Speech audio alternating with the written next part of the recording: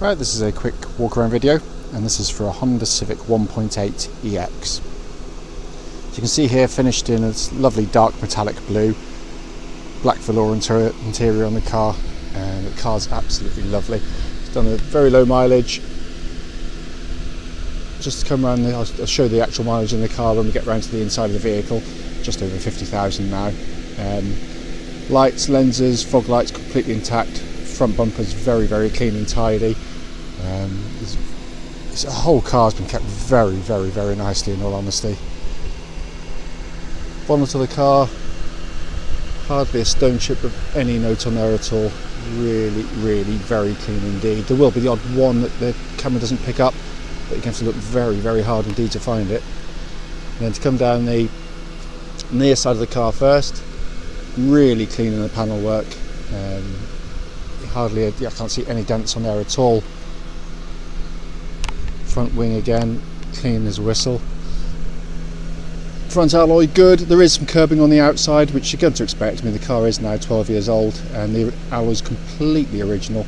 But obviously over the years it will sort of scraped on the odd occasion, but it doesn't detract at all. It just keeps the originality of the car intact, in all honesty. The panel work is really clean and fresh. There is the odd minor kind of brush mark which you always pick up on a car, especially dark metallics, but they are very light indeed. Rear alloy, can't see any marks of any note on there at all. And then to come around the back of the car, again, rear bumper has been kept very, very clean, free of any sort of bumps or grazes. Sorry, there's a bit of the water run where I've just cleaned the vehicle there. I don't normally do the videos here actually, but they are doing some road works close to where we work, and it's quite annoying and picks up on the videos. But again, down the near side, offside here, again very, very clean in the panel work as well. Rear offside alloy, very, very good. And then down the remainder of the panel work, again really nice. So I positively encourage people to come and see the cars quite clearly. There will be the odd mark on the vehicle, as I've pointed out, which the camera will not pick up. And then final alloy, again good, again just with a bit of curbing on the outside of the alloy, and one of the spokes there I can see a little mark as well. But in all honesty, for a car of this age, it is one of the very, very best you'll see. Coming into the boot area, as you know on Civics, absolutely huge boots. Parcel shelf, you can see there, is completely intact. All the fabrics very, very good indeed. And what's lovely about this car, of course, you can see there, someone's paid for an original Honda load liner, which has obviously kept the carpeted areas, if I can manage to pull that one up, underneath, all in very, very nice condition. But obviously you've still got the little recessed cubby hole underneath, which you can place things in as well. But yeah, sort of class leading boot, it really is. So coming into the back of the car now, rear door card, all very good. Car benefits from a full set of original Honda mats in the car. In the back here, all been kept nicely. As you can see here, this is, it's just genius. Honda do these things so well. This is what they call the magic seats. So they sort of flip up like that. So you've got extra stowage, and if you want to put them down, literally pull the lever up and drop them down. It's as simple as that. It's just so beautifully engineered. Also got two hands again now, just to show you obviously the rear seats, all very, very good indeed, and kept very nicely.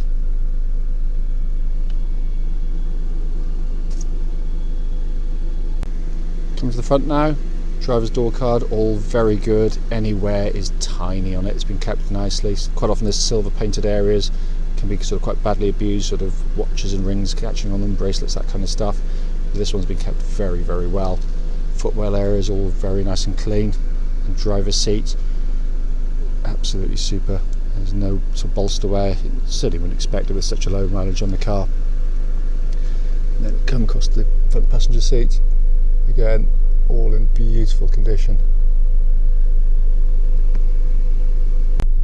So sat inside the car now, just to pan around the dashboard for you, but it's been kept, as with the rest of it, really, really, really nicely.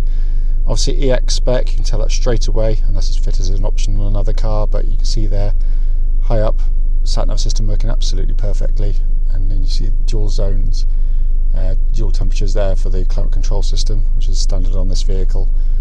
big rotary knob with the main controls there for various functions on the vehicle, which you can operate in different ways actually, so you don't always have to go through that system either. And then coming further down, all really nice. Car didn't have a cigarette lighter in it. Good sign of ownership actually. I mean, this one hasn't been smoked in, you can tell that straight away. And coming across to my favourite part of the dashboard, this lovely two-tier design, absolutely brilliant. And if I pan in there, hopefully you can see 50,798 miles. Multifunction steering wheel looks and feels pretty much as new in hand, but all been kept absolutely beautifully. Just to quickly show you, we've got the original owner's manual pack with both car manual and navigation manual, plus very importantly the locking wheel nut key is here and present with the car. So finally, just to come under the engine bay, beautifully presented by Honda, cam chain driven engine, so there's no cam belts to do on these cars at all, so no horrible big service looming. This car's just been serviced by ourselves and it's been wonderfully maintained prior to that as well. Always sound a bit noisier on the videos than they do when you're physically stood here, of course, it's just the way the camera picks up on it. What will follow this video will be a road test of this very car. Right then, this is a quick road test video, and this is for a Honda Civic 1.8 EX. This particular car is registered RF07KLJ, and mileage at the start of the road test, lovely low mileage one, it's 50,792 miles. The reason we do the road tests, as I said, all of them, is very simple indeed. We just want customers to see the cars we're selling in operation prior to coming to see us.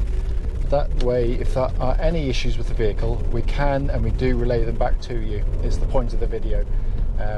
We know from personal experience what it's like to go and see cars, and we've asked the question before we go, is there anything wrong with it, only to find out when we get there there's a fundamental problem which is immediately obvious as soon as you see or drive the car.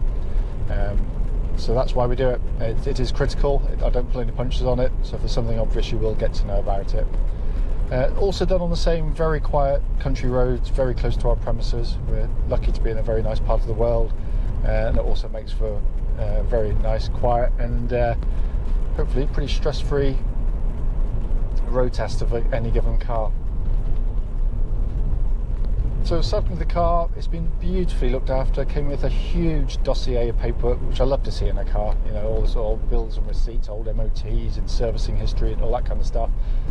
Car's going to go in this afternoon to our workshops to be serviced and have a pre-delivery inspection for obviously safety checks of the car. But it drives beautifully. Engine starts instantly, very smooth, very settled idle. They're a wonderful unit to sit behind, very sweet revving, eager to respond, pulls really nicely through the entire rev range. Obviously, as with any VTEC, you know, that hardens and becomes more energetic towards the top end of the rev band, but it's got plenty of low down grunt, and as such it's, you know, a hugely economical engine. 43 to the gallon is very easy in them. You know, I've had them before averaging sort of much higher than that. You know, it's borderline as good as the diesel in terms of economy. It really is that close, but such a sweet engine to sit behind.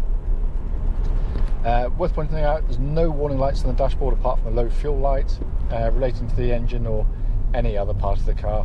Temperature gauge, and bear in mind the car's been running for well over an hour now, is currently at a third, which is exactly where it should be on a Honda car.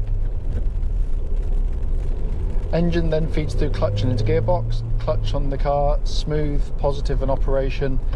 Bike point is exactly where it should be on a Honda car as well, which is all important. That then feeds through into the manual 6-speed gearbox, which is another brilliant Honda box. Short in throw, crisp in action, utterly smooth, but with a mechanical feel, which is very hard to engineer into cars which use cables from the gear lever to the gearbox internally, but Honda do a really good job on it. You know, it is something that really does add to the driving experience of these cars. It doesn't detract in any way. It'd be very easy for Honda to just think, well, this is just a family car, just plonk in any gearbox, give it a sloppy old gear change, and that'll do. But it isn't. It's a wonderful thing to use and operate. But country mile the nicest gearbox in this particular category as far as I'm concerned.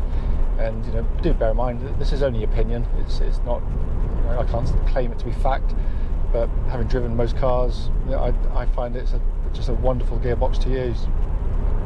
So in terms of powertrain, can't fault it, absolutely spot on. Steering of the car, really positive. Tracks bullet straight. There's no vibrations coming back through the steering wheel of the vehicle, but it's very quick in rack. But just as importantly, the chassis keeps up with it beautifully well.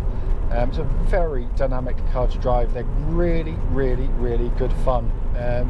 A lot of cars are a bit one-dimensional. They'll be softly sprung, nice and soft on the straight ahead and over sort of sharp bridges, but throwing a few tight turns and corners, they kind of lollop about uncomfortably. So it's a you know, you've got to sort of pay off between the two as to which you really want.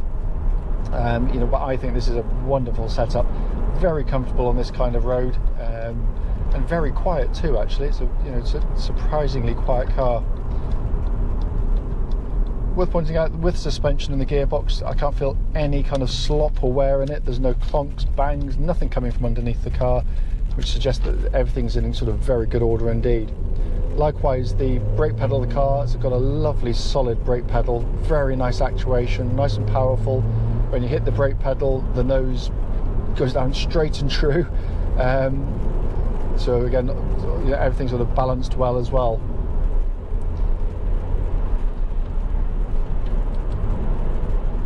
Just checking the cruise control function, which works exactly as it should. Looking around inside the car, I mean, these are very, very well built cars. There's not a squeak or rattle from the interior, and of course this is real build quality many years down the line. You know, this is a 10-11 year old car now, so, but you'd never believe it to drive it. It just feels rock solid. And my favourite bit is just this dashboard. I think it is an absolute stroke of genius. It's not only fantastic to look at, but it's brilliant to use. All the main information that you want to use primarily is up high. So you've got your sat-nav, big screen up mounted really high on the dashboard. Then you come across to my favourite bit where you've got this two-tier dashboard. Speedo there, I can see as clear as day out the corner of my eye as I'm looking at the road ahead. So I'm not having to take my eyes off the road to take that information in. It's just genius. I know things are subjective, and some people love the dashboard, other people hate it. And I'm really pleased it's like that, because it means it's not just another dull, you know, dashboard designed from, you know, the same formula as everybody else's, just, you know, variations on a theme. This is something very unique, and all the better for it. And it looks brilliant at night when it's all lit up. It looks absolutely stunning, it really does. It's aged brilliantly, and in stark contrast to the jibes the motoring press always throw at Honda. They've proved them wrong yet again, because this is a hugely sought after car in its sector.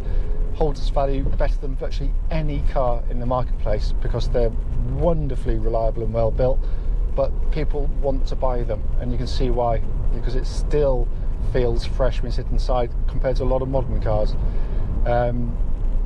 Everything's working. I've pressed every button thus far. You know, the sort of dual zone climate control system, all the pixelation on all the readouts working exactly as it should.